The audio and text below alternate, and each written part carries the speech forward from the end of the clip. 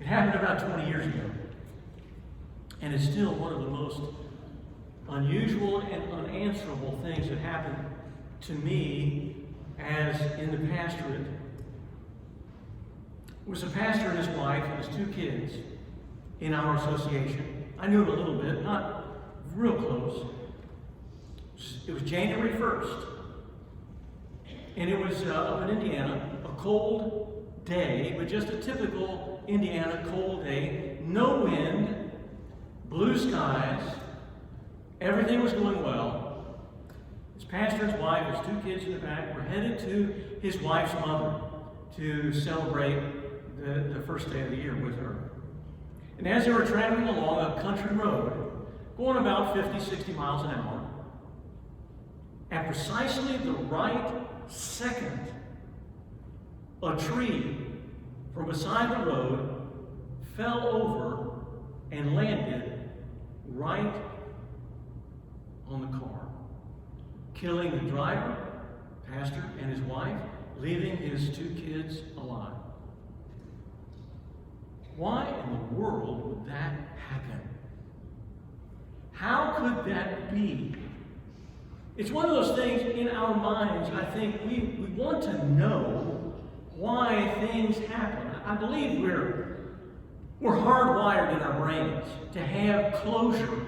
We want to know why things happen in our lives. You ever watch one of those movies and you've invested a couple hours and you get down to the last scene and it doesn't answer the questions that was brought before you? It's kind of like, yeah, but where are they going to go? Are they going to get married? What happened to them? Who's going to live and who's going to die? And the end. It's like, oh man, I don't know about you, but when Brenda and I watch the kind of movie, we just say, we just wasted 2 hours of our lives. I mean, because we want an ending, we want a conclusion to the problem before us.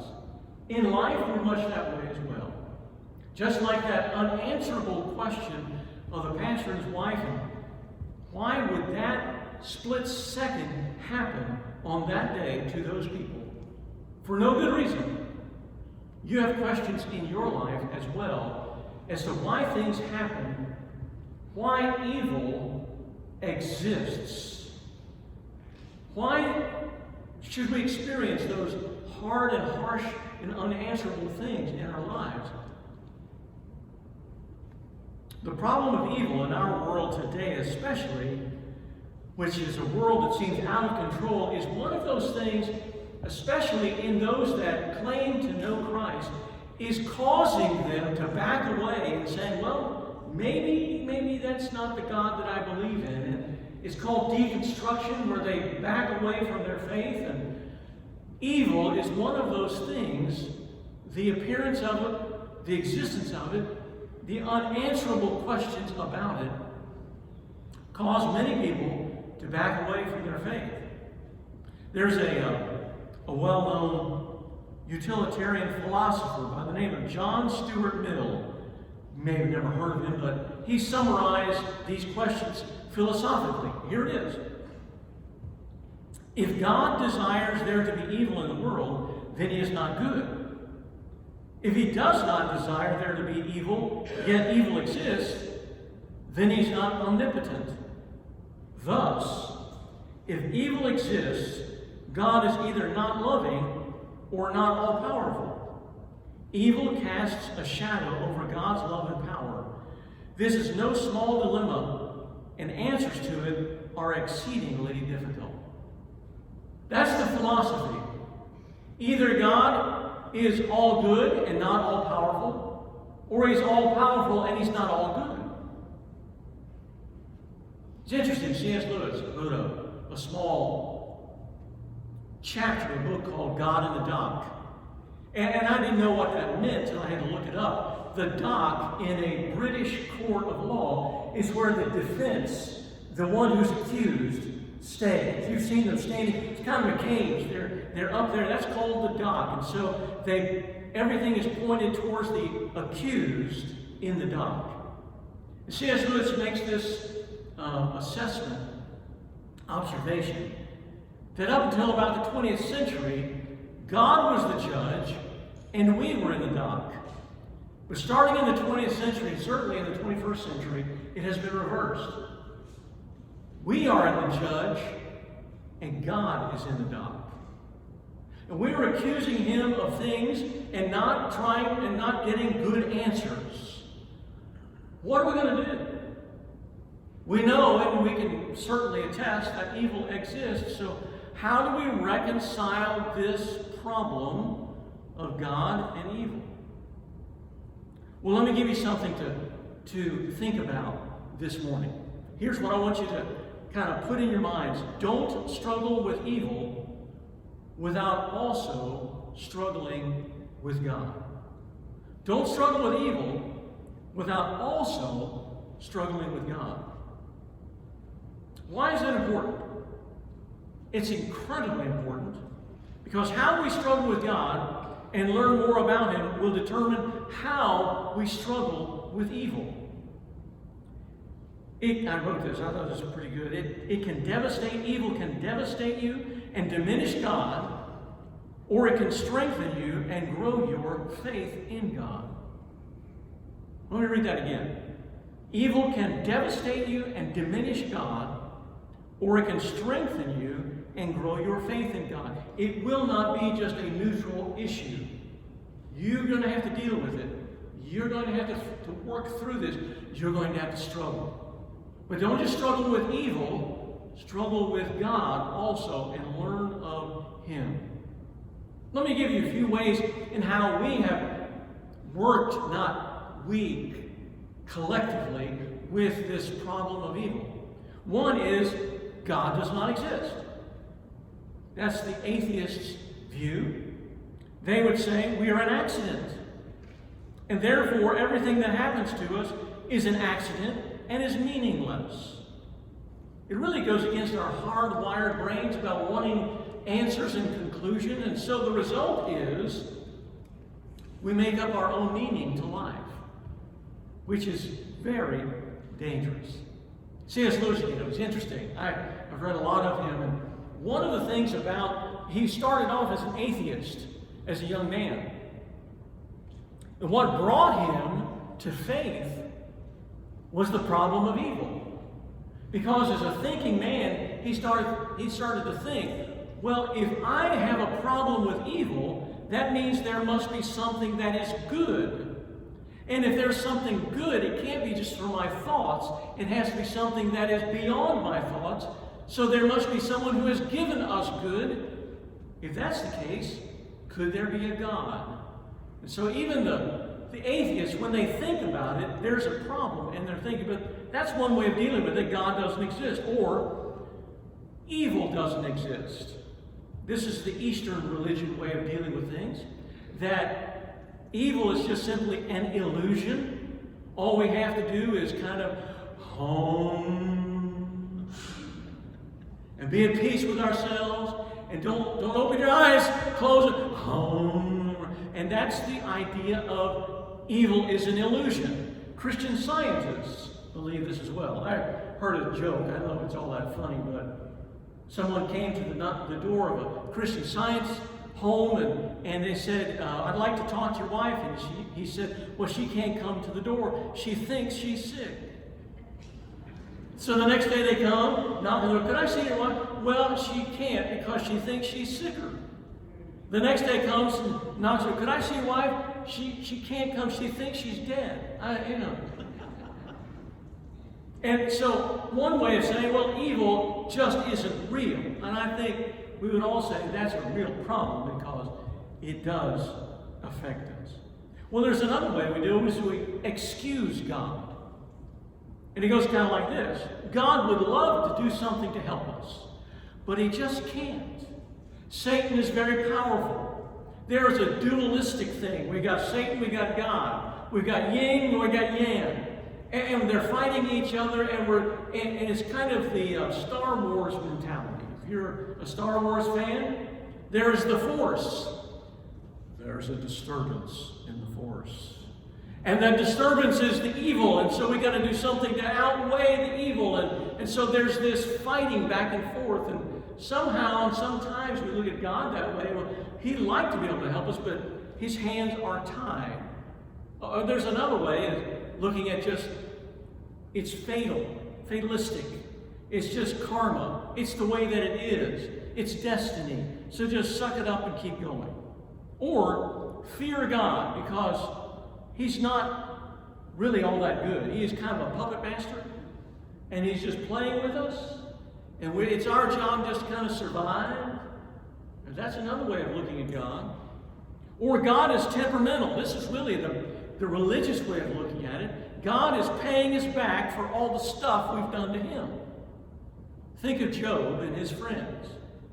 You remember when they came to Job and they said, Job, you must have sinned. Because when you sin, God gets you. But when you do good, God will bless you. So do good and quit sinning. And he said, I didn't do anything. Yes, you did. And that's the way I have had it many times.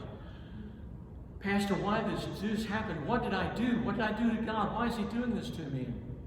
We look at God as someone that's kind of temperamental and angry with us, and He's getting back to us and making us pay. Well, there's probably other ways of looking at it, but what does the Bible have to say about it? What does the Bible have to say about the problem of evil? That's what we've been doing over the last few weeks. What does the Bible have to say about all of these things? And interestingly, the Bible does not really say anything directly about the presence of evil. It doesn't try to defend God or explain Him away.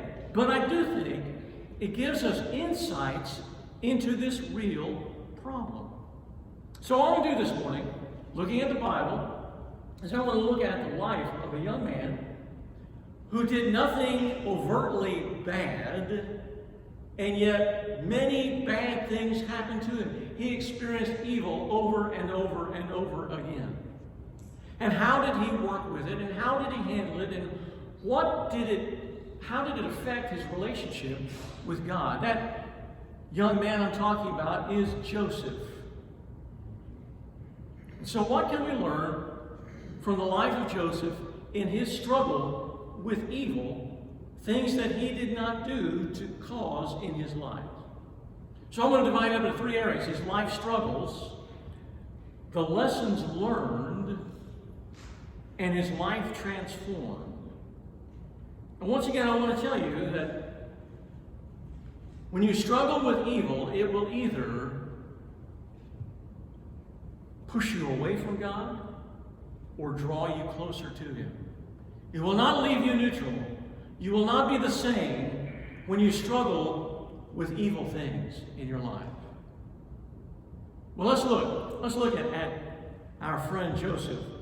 And first of all, his life struggles. And so let me kind of go through those struggles just to remind you of some of the things that he went through. Remember, he was the youngest at the time of the family of Jacob, whose also name was Israel. He was one of the sons of Israel.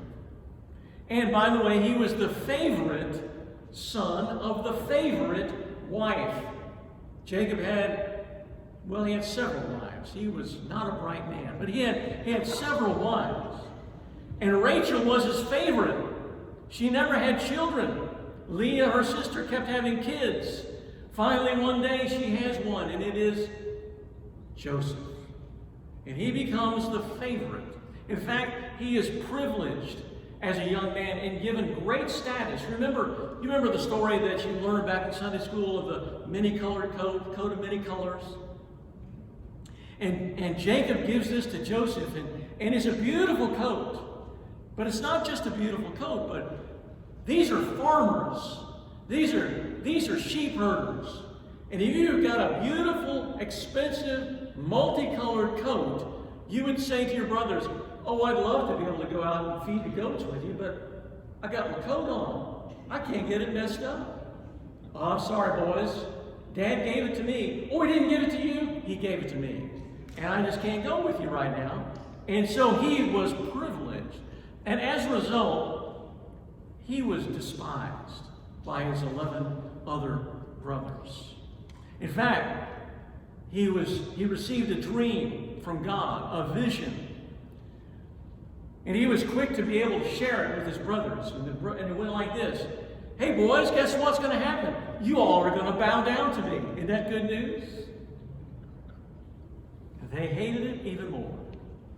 So one day he was spying on his brothers because his father said, go out and see what these boys are doing, because I'm not sure they're really fulfilling their obligations. Go over there and look at them, give me a report back. And so he goes over, and when they see him coming, oh, they say, now is our time. They're so angry, they want to kill him. If it were not for Judas, stand up and say, no, we can't do this, we can't do this. They put him in a pit, and then sell him off as a slave. And he is forgotten, sold to Egypt. While he's in Egypt, he becomes a servant in the house of Potiphar. And he becomes a successful servant, but a slave nevertheless. And while he's there, Potiphar's wife, Potiphar was a businessman. He was gone an awful lot. And his wife sees Joseph, and Joseph was a good-looking young man. And so she says, hey, Joseph, I got some time. Nobody's around. What do you say about you and me, huh? Joseph says, I can't do it. I can't sin against Potiphar, and I can't sin against God. I can't do it. And he runs out of the room. When he runs out of the room, she grabs his coat. When she grabs his coat, she tells everyone else, he's attacked me. This was terrible. You need to do something about this, Potiphar. And so Potiphar does. He's arrested, puts in prison, falsely accused. While he's in prison, for some time in prison, a couple of guys are there. Some people that are associated with the Pharaoh, baker and the cup holder, I think it was, cupbearer, and they're there and they get a dream. And he says, hey, I've done dreams before. What's the dreams about, guys? And they tell him, he says, well, to the baker, you're going to be hanged. To the other guy, he said, you're going to go back and get your job. And sure enough, the baker gets hanged. Cupbearer goes back into the presence of the Pharaoh, and the cupbearer says, I'll tell you what, man, when I go back and see the Pharaoh, I'm going to put in a good word for you. You're going to get out of here. Guess what the cupbearer does? Nothing. And for 2 more years, there he is in prison. Wasn't his fault. He'd done everything he possibly could do. And then finally, Pharaoh has a dream, and this cupbearer says, oh yeah, man, I forgot. There's a guy that can answer this dream. Nobody else could. And so he brings him out there, he says the dream. Pharaoh is so impressed by this young man, his abilities and his character, and he says, I tell you what, we're going to take you from the pit to the penthouse. And he makes him second in charge. And for the next several years, he saves Egypt from destruction. It's an amazing thing. But now, 22 years after he'd been sold in slavery, guess who shows up at the doorstep? His brothers. And his brothers come there, and they don't recognize Joseph because Joseph would be clean-shaven. He would look more Egyptian than anything else, and wearing the robes and speaking Egyptian and the whole thing. And so he disguises himself and he doesn't let on. And instead of killing them, he helps them. And ultimately he says, hey boys, I'm Joseph.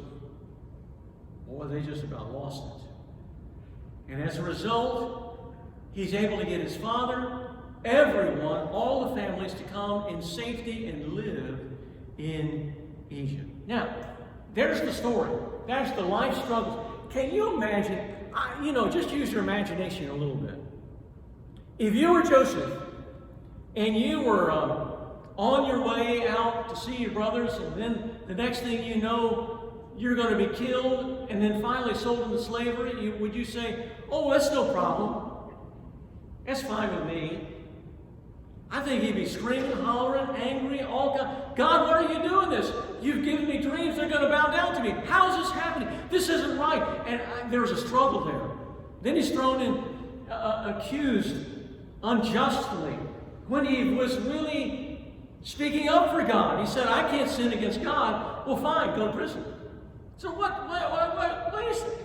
I was trying to do the right thing, and you send me to prison. Well, I'll give you a dream.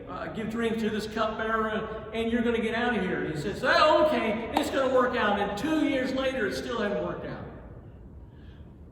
Do you understand? If you look at this, not from Sunday school eyes, but with realistic eyes, there were some life struggles.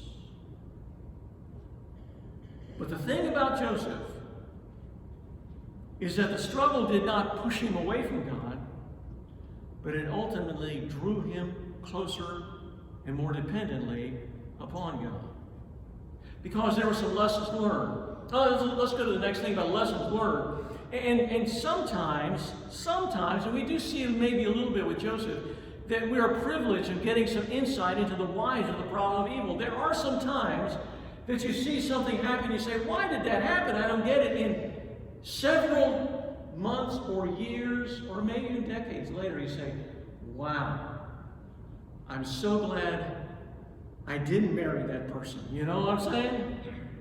And God was protecting me. And usually it's years after the fact that we begin to see, but sometimes we don't see it at all.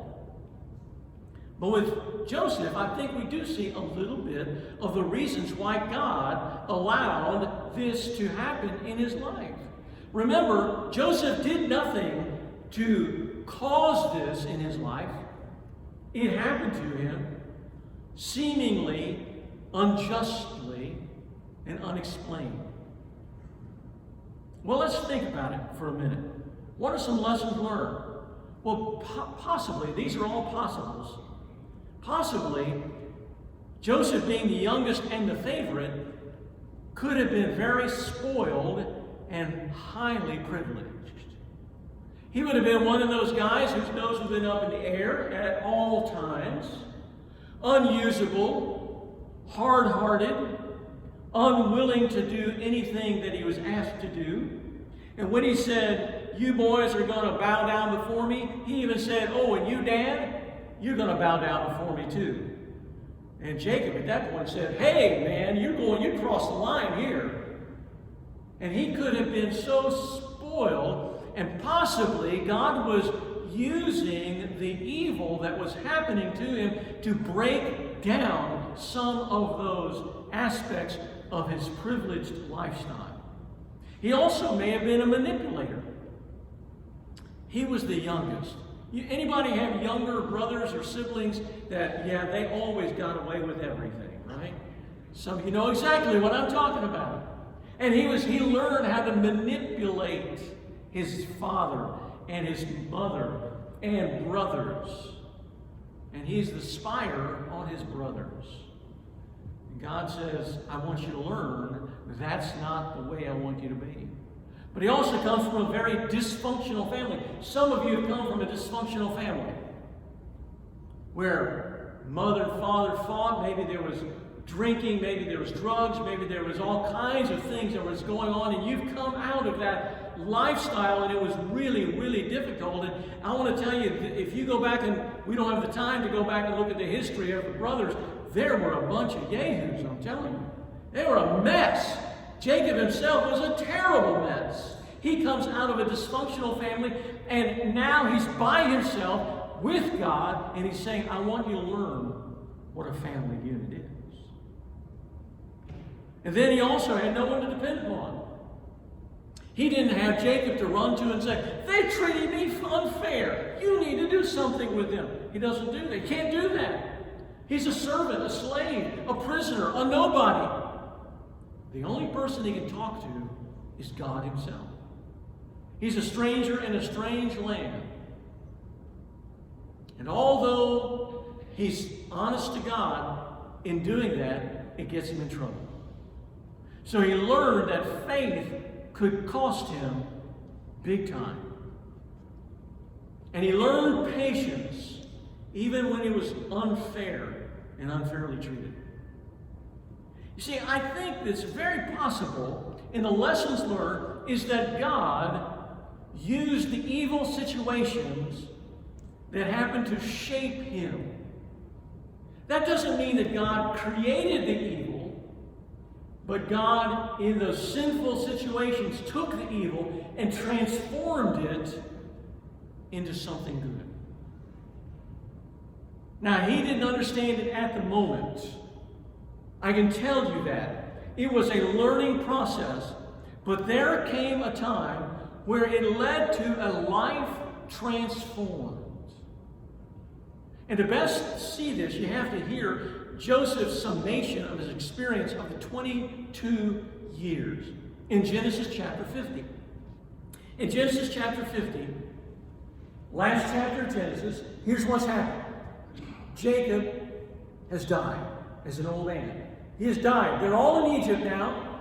They're all under the protection of Joseph as an assistant to the Pharaoh, vice Pharaoh. And they're all there. Jacob dies.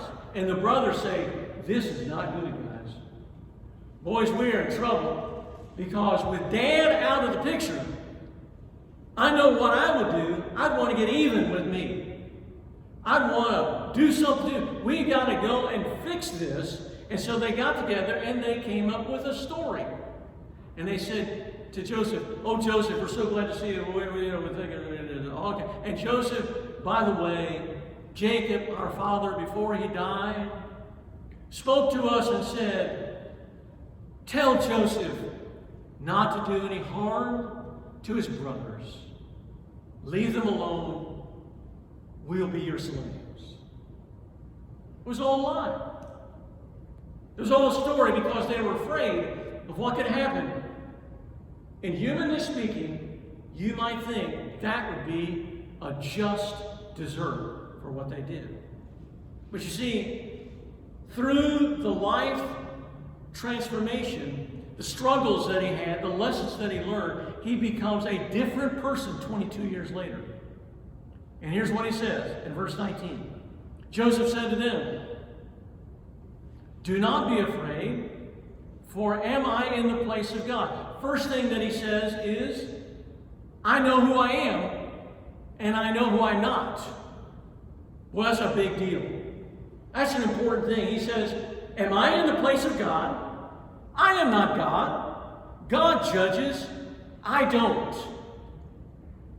That's a big deal. I'll tell you what, when someone does something evil to you, you didn't do anything to them, but they do something to you, what's your first response? I'll get back at them. I'll either call somebody and tell them how bad that person was, or I will find a way to make their life miserable, and boy, they're going to pay. They're going to wish they had never seen the light of day around me. You know what I'm saying? But that's not what he says. He says, that's not my place. I am not God. God is God. I am a man just like you. I thought about this. You know, back with the cupbearer, when he said, he interpreted his dream, the cupbearer said, I'm going to put a good word in with Pharaoh and get you out of here. Remember that? Humanly speaking, it doesn't make any sense that he didn't follow through on that promise. Why didn't he get out of jail when he interpreted that dream? And I was thinking maybe, just maybe, God said, no. You need a couple more years.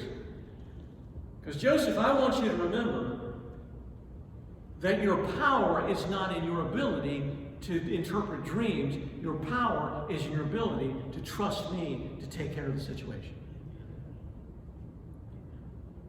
I am not God. God is God. Look at the next phrase. But as for you, you meant evil against me. Notice the honest assessment of evil. He didn't say, now boys, I know you guys had a bad day that day you sold me a slave. You had a rough time, and no, he doesn't excuse it. He doesn't go past it and say, well, let's just forget about that day. No, he says, guys, that was evil. You meant to harm me. That was a bad thing. Listen, when you're dealing with evil, don't ignore it. You have to face it and struggle with it. When you've lost someone that you love, it's not saying, well, it's okay. No, it hurts. When something's taken away from you and you didn't do anything to, like your health, and it's taken away from you, you say, oh, it's okay. No, it hurts. And Joseph says, you meant it for evil. He didn't excuse it. He didn't overlook it. He called it what it was, and it was evil. Then he goes on, he says, this is so good. But God meant it for good. You meant it for evil against me, but God meant it for good. In other words, he trusted in God's all love, all wisdom, and all power. Do you see that? He said, in the midst of this struggle, in the midst of these questions, in the midst of these hard times, I don't know what God's going to do. I can't see his hand. I can't see how he's tracing out my life, but I will trust his heart nevertheless.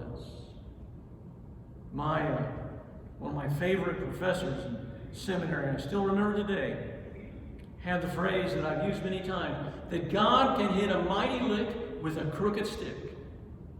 And God took in Joseph's life the evil that was out of that and brought good out of evil. Look at the next phrase. In order to bring it about, as it is this day, to save many people.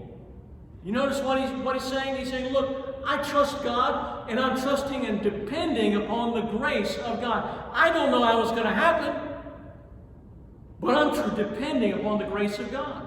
Joseph saw God's grace at work in the way he was providing for his family. Remember, there was a great famine in the land of promise, and that's why they came down to Egypt. And he said, I'm going to take care of you guys, but he didn't know the half of it.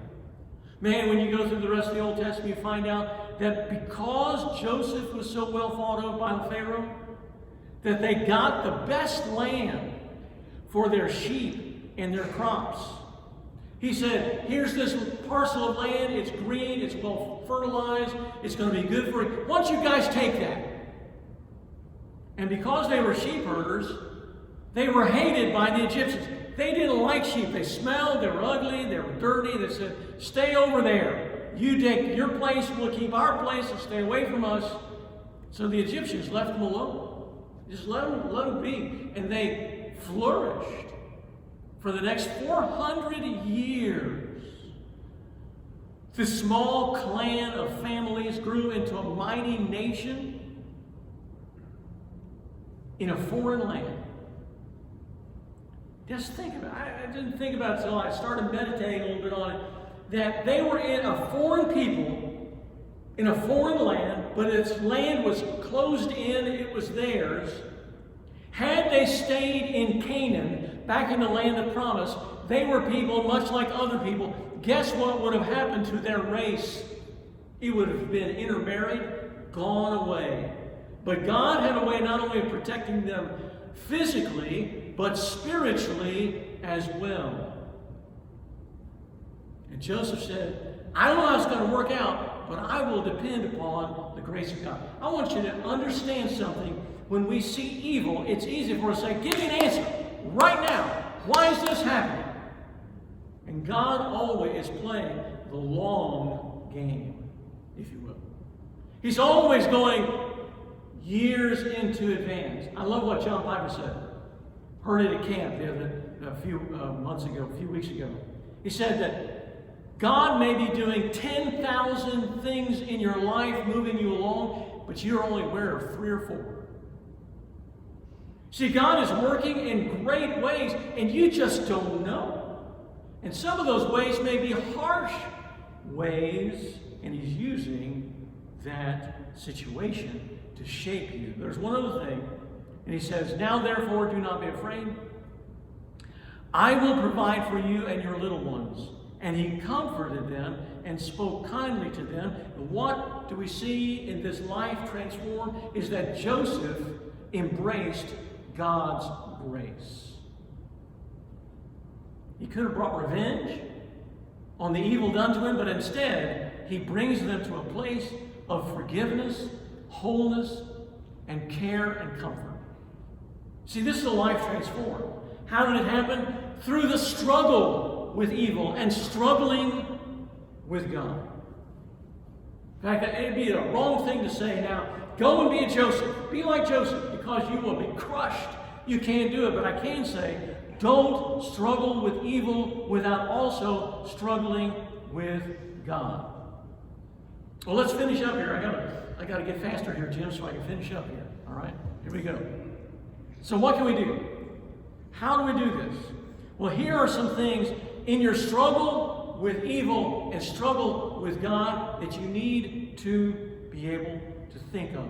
Number one, God is with you. Move that slide ahead a couple of times. One more. There you go. God is with you. You need to say, well, wait a second. I remember one of the things that Joseph struggled with. Why am I here? What's going on? And one of the things that we know more than he knew is that God is with us. How do we know that? Because Jesus Christ is born. You remember one of the names that the angel said, you shall call his name Jesus, Emmanuel. Remember that? And Emmanuel means, what does it mean? God with us. In other words, God becomes a human being. He becomes a little baby with 2 kidneys and cries at night and does all those things that a baby does. He becomes just like us. Why? Well, Hebrews 4:15 says it this way, for we do not have a high priest who is unable to sympathize with our weaknesses, but one who has been tempted in every way, just as we are, yet without sin. God is with you, and when he's with you, he has taken on himself all the struggles of evil that you'll ever experience. The greatest evil was done to him was taking him to the cross, and he goes there and he knows what it is to lose God so that you will never have to know what it is to lose the Father. God is with you. Number 2, God is for you. This is the evidence of the cross. Isaiah 53, he was despised and rejected by men, a man of suffering, who knew that what sickness was. He was like someone people turned away from him. He was despised.